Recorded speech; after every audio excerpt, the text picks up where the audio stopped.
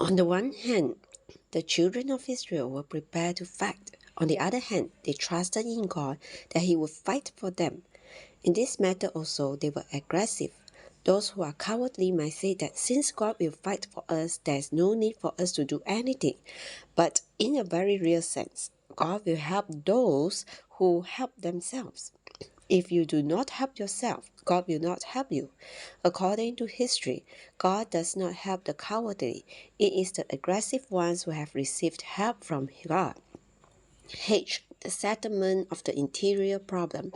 Chapter 5 is concerned with the settlement of the interior problem. Often, as we are fighting outwardly, we have an interior problem. 1. The people's complaint. The people complained concerning the nobles and rulers imposing interest on them. 2. Nehemiah's rebuke and resolution. Verses 6 through 13 tell us about Nehemiah's rebuke and resolution. He set a great assembly against the nobles and rulers and told them that they did not walk in the fear of their God because of the reproach of the nations, their enemies. They should have feared God because of the reproach and opposition from the nations. Nehemiah, his brothers, and his servants had set an example by lending money and grain to others freely, and he charged the nobles and rulers to abandon such taking of interest. The nobles and rulers responded, saying that they would do what Nehemiah had said. Then Nehemiah called for the priests and took an oath from them with a solemn warning that God would shake out every man from his house and from his possessions who did not perform this promise. The assembly said, Amen, praising Jehovah, and acted according to their promise. 3. Nehemiah's good example.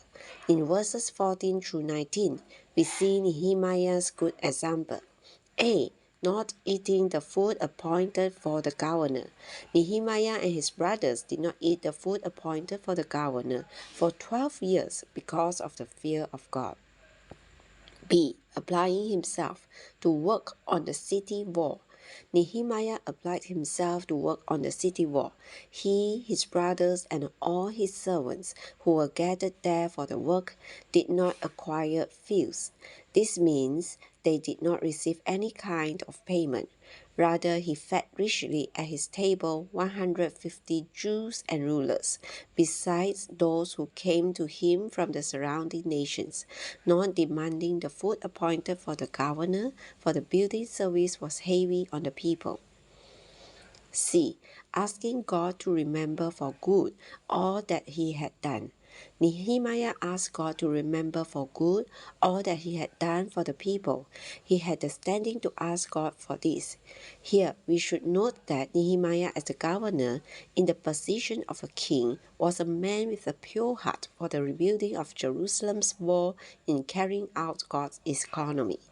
He was not selfish, he did not seek his own interests, and he was not indulgent in sexual lust like all the kings, including David. Therefore, he was qualified to enjoy the top portion, the kingship of the good land promised by God to his elect. Instead of being self-seeking, he fed others for the purpose of building up the wall. In human history, he might have been the only leader of a nation to behave in such a way. As a result, he was used by God.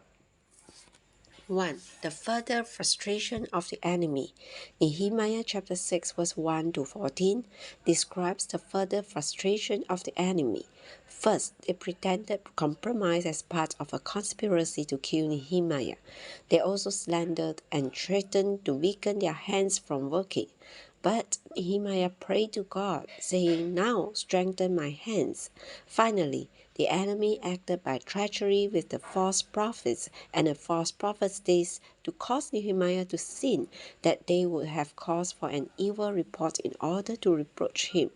However, Nehemiah prayed to God, asking him to remember what they were doing. J. The completion of the building. In chapter 6 verse 15 to chapter 7 verse 4, we have a record of the completion of the building. The building was completed on the 25th day of the month of Elul in 52 days. All the enemies and all the surrounding nations were afraid and fell very low in their own eyes, knowing that this work was done with the help of God. Verses 17 to 19 speak of the intimidation by Tobiah, who had relationships with the Jews in their intermarriage. Nehemiah gave his brother Hanani and the commander of the citadel charge over Jerusalem.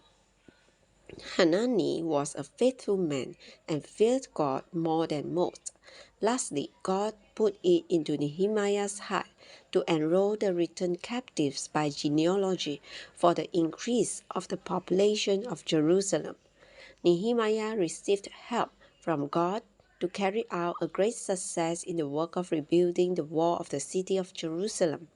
It is surely worthwhile for us today, especially the leading ones in the churches, to consider his example. Life Study of Nehemiah. Message 2. Nehemiah Aggressiveness.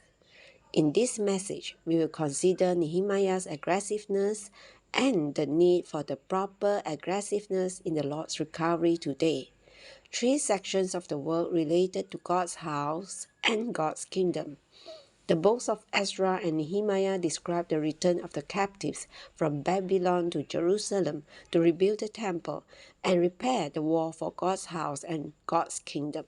In order for God to have a house and a kingdom on the earth, 3 sections of work were needed. First, there was a need for some of the captivity to come back from Babylon to Jerusalem to lay a foundation for the formation of a nation. This required a strong government, a strong administration.